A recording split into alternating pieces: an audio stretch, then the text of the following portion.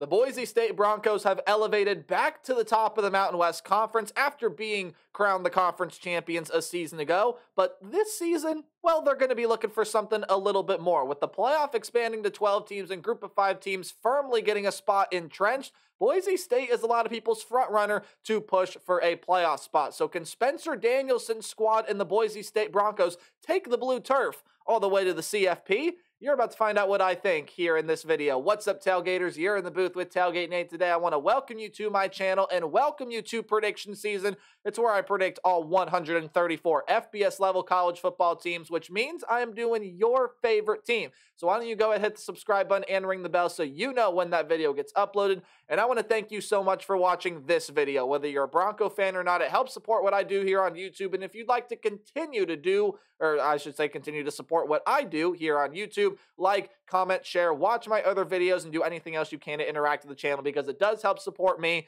And let's go ahead and start talking about the group of 5. A lot of you out there probably thought I was going to run through the Power 5. Nope, I love giving love to the group of 5 programs. We're going to be talking about 3 of them today that can push for a playoff spot, starting out with the Boise State Broncos. Hey, how do we do previews this year? Well, I'm glad you asked. We're going to go ahead and talk about the offense, talk about the defense, and at the end of the day, we will go through and give the Boise State Bronco football schedule a game-by-game preview and prediction. A couple more things before we do start, because right over here are going to be the stats the team either offensively or defensively put up last season. And of course, dear viewer, for your viewing pleasure, right below the team's logo, I have put the team's coaching staff. So I will waste no further time. Let's start talking about the Boise State Bronco offense. And you got to start out with the quarterback position because it does lose 2 very notable names out of this room from last season. Taylon Green was going to be a very, very good player and, well, didn't necessarily ever live up to the expectation that was put upon him. I do believe dealt with some injury stuff as well, although I could be wrong on that.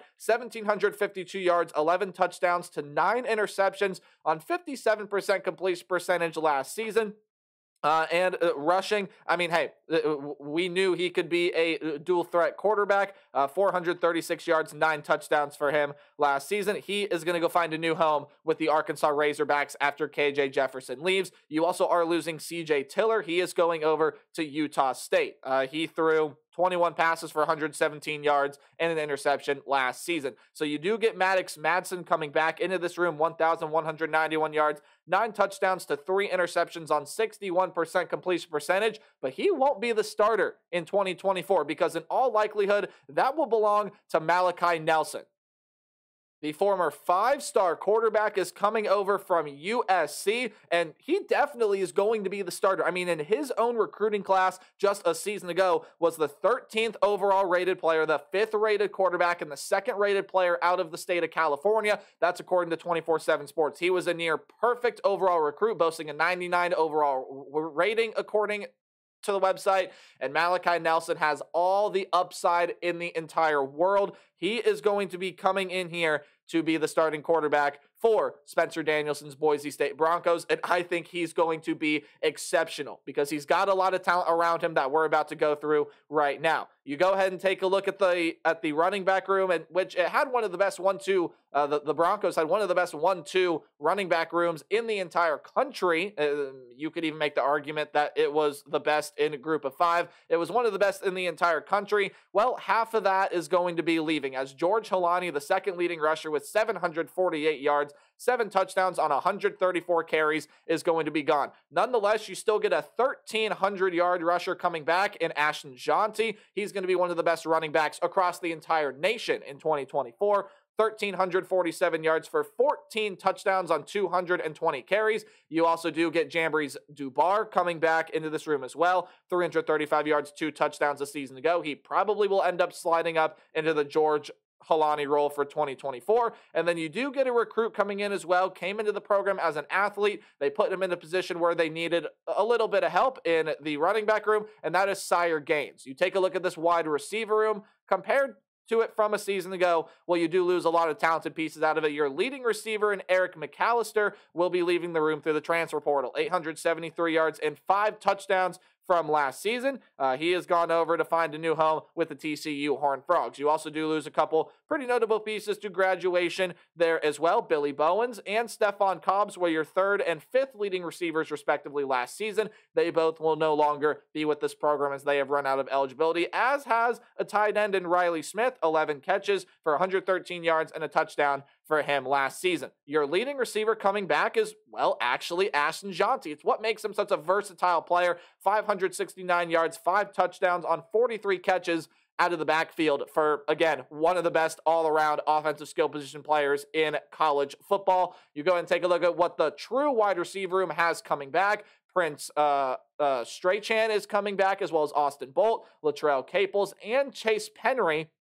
They all will be back in this wide receiver room, but it just felt like, okay, you need a little bit more from this room. So what did they do? They went and dug on into the transfer portal. Cam Camper is coming over from Indiana, and they didn't stop there. They actually went into the JUCO portal as well from Kilgore Junior College in Kilgore, Texas. The #1 overall community college / junior college transfer was Chris Marshall. He's a wide receiver, 93 overall, according to 24/7 Sports, a 4-star coming in here and will play massive minutes for the Boise State Broncos offense in 2024. You do get Matt Lauder and Terry Austin coming back in the tight end room, I should say, while Mitchell Bothwell and Connor Gilbreth both come in through the portal. Let me correct that Mitchell spelling.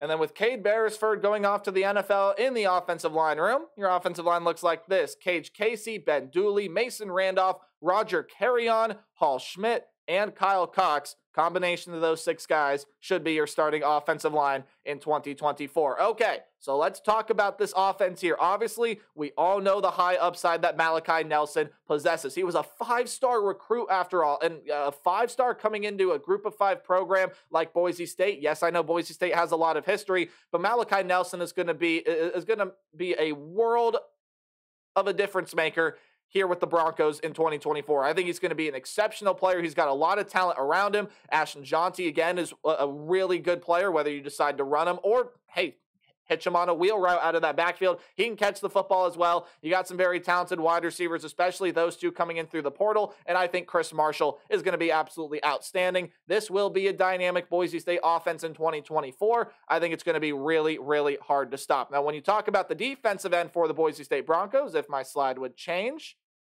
All right, there it goes. Apologies for whatever glitch just happened there. Well, the defense was iffy last season. It definitely had its good moments. It definitely had its bad moments. It does return its fair share of talent, actually a lot of talent, because it doesn't necessarily lose that much. Dimitri Washington and Cortez Hogans, 2 really solid players on the defensive line for this team, are both going to be gone. Washington from last season, 21 tackles, a sack and a half. Hogans had 16 tackles. Both of those guys came off the edge. They are both gone due to graduation. They have no more eligibility. And then Kavon Wright will also be leaving the room as well as Kavon Wright.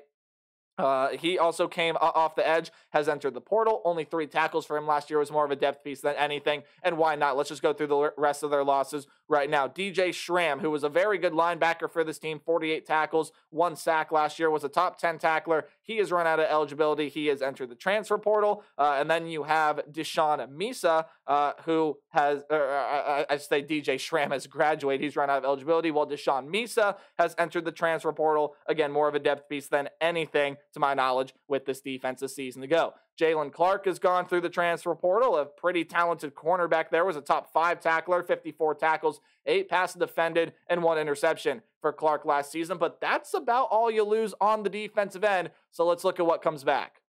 Starting out with the defensive line, of course, well, you get your leading tackler on the defensive line back. Ahmed Hassanin will be back. He led the defensive line with 53 tackles, also led the Boise State Broncos defense with 12.5 sacks a season ago. He'll be a huge part of that defensive line in 2024. Jaden Virgin Morgan is back, as well as Herbert Gums, Sheldon Newton, and Braxton Feely, and why not? They didn't stop there. They went and got someone from the transfer portal as well. Tavion Woodard comes over from Ball State, and who knows, he could definitely play some pretty significant minutes on the defensive line for Boise State. in 2024. Linebacker room, while losing Schramm definitely is a little bit of a blow here, you return a lot of very good pieces to this linebacker room from a season ago, because Andrew Simpson is back, 66 tackles, 6.5 sacks, tack on 2 interceptions as well. He was your third leading tackler last season. We'll skip over one name and go to Marco Notarani. If I said that last name wrong, I apologize. Correct me in the comment section below. 53 tackles,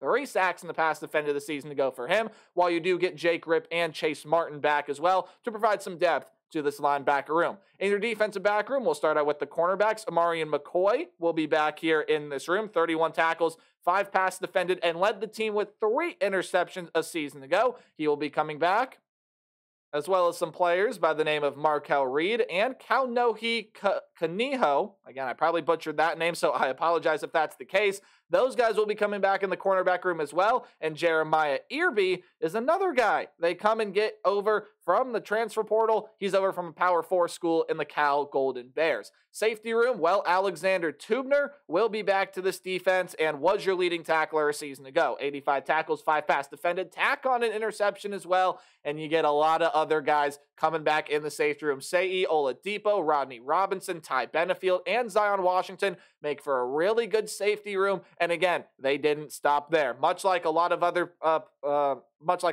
positions on this defense, they add a guy through the transfer portal in Justin Horton. Horton is another JUCO transfer they're getting over from College of the Canyons. I have no idea where that's at. I'd love to know in the comment section below, but that's another piece that could come in, play some pretty big minutes in the safety room. And kickers are people too, so let's show them some love. James Ferguson Reynolds is a punter coming back, and Jonah Damas comes back as your primary place kicker. I know there are some other pieces that may play in the special teams for Boise State this season as well. But when you talk about this Boise State defense, again, it definitely had its lapses last year. For the most part, the rush defense was pretty solid. It does lose some good pieces, but I expect it to take a step up in 2024. I expect this defense to take a step up, or I should say more specifically the passing defense to take a step up in 2024. Again, Jalen Clark, yes, a very notable loss, but you return a ton of talent while only adding to it through the transfer portal. You got guys like Earby. There's another guy that I didn't mention who's coming over from Washington in Devon Banks. He's entering that cornerback room as well. Justin Horton, again, that really, really talented community college, junior college transfer that they bring in here too.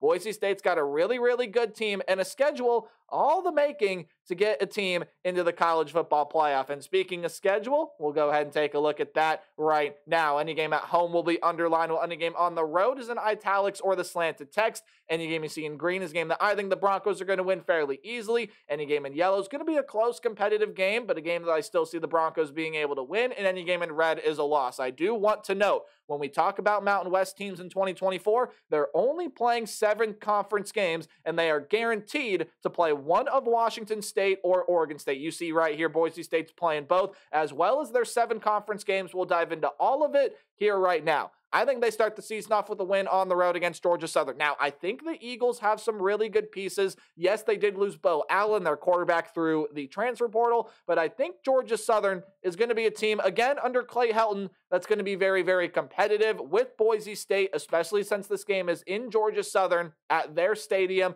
and they're just going to be a very competitive team overall, but I think Boise State has a little bit too explosive of an offense. I think with Malachi Nelson, Ashton Jonty, I think they're going to be able to do their damage where they need to, and they will be able to beat Georgia Southern. However, for as talented as this Boise State team is, and who knows, maybe they can give a little bit of fight, the Oregon Ducks are going to be one of the best teams in college football, period, end of story in 2024. Dylan Gabriel is coming back. The running back room, the wide receiver room is loaded. They loaded up on defensive transfers.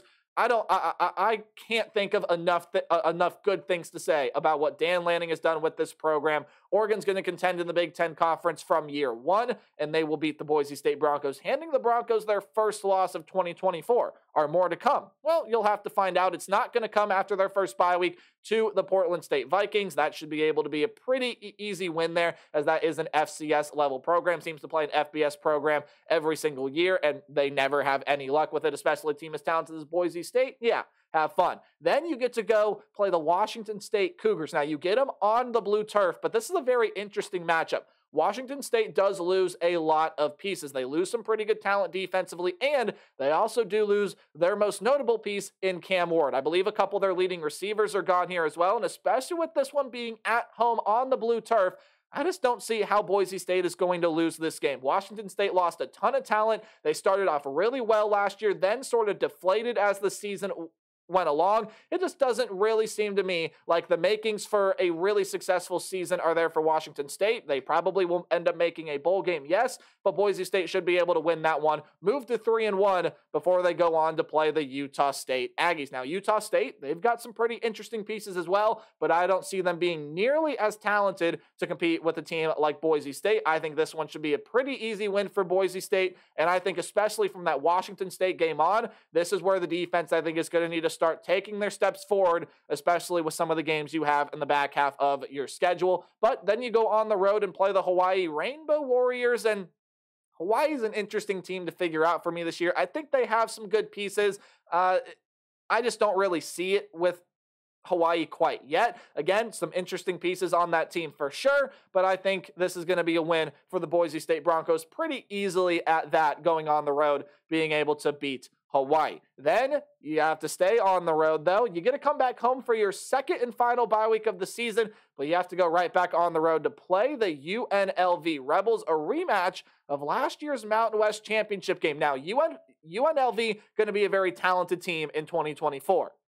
Now, even though they're going to be a talented team, there still are some question marks with UNLV entering this season. They are losing their starting quarterback. Jade Maeva is off through the transfer portal. They got a couple guys coming in there to battle it out for the quarterback position from the portal themselves, while they still have some good players in the wide receiver room, still some pretty solid running backs, and they're getting some good defensive transfers, most notably a former Arkansas safety in Jalen Catalong.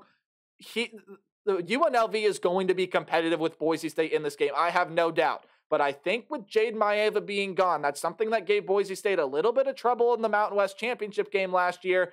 We'll have to see how the quarterback play works out for UNLV this year. While I think if you're going to try to find a second loss on the schedule, that is the most likely place you'll find it. I don't think it happens. I do think that Boise State is going to be able to win that game. Don't know why it backed me up on Hawaii there, but I do think Boise State going to be able to win that game against the UNLV Rebels to move to 6-1 to secure their spot in a bowl game. And from the rest of the way on, it definitely gets very manageable from here. You have to watch out for the San Diego State Aztecs, though, a team that always plays a really, really good brand of defense. Now, they may be shifting more over to the offensive end. Sean Lewis is in as head coach, the former Kent State head coach who was really successful over there with that MAC program, is going to probably go to a more offensive approach for San Diego State. I think it's going to take some time to adjusting to. While they will be feisty, I still think they have a lot of good defensive talent. Boise State will walk away with the win in that one. Nevada is still trying to rebuild, and I don't see the Wolfpack being super competitive with the Broncos in 2024, so Boise State should be able to get a win right there. Then you got to go on the road and play San Jose State. Now, this team lost a ton of talent because Brent Brennan, their head coach, no longer there. He is going over to coach the Arizona Wildcats, and I think that you're going to see the impact with San Jose State, a team that very well could have made the conference championship game last season, didn't end up doing so, and look, maybe they're going to try to get their revenge on Boise State for taking what they felt like was their spot in the conference championship game. I don't see it happening again. San Jose State just lost a ton of talent from a season ago, including their head coach in Brent Brennan, whom I really, really like, and Boise State goes on the road. While the Spartans are competitive, I think Boise State pulls away there towards the end as they're able to get that win, as I think will be the case with the Wyoming Cowboys. Now, you can never count Wyoming out, and I know that Craig Bull,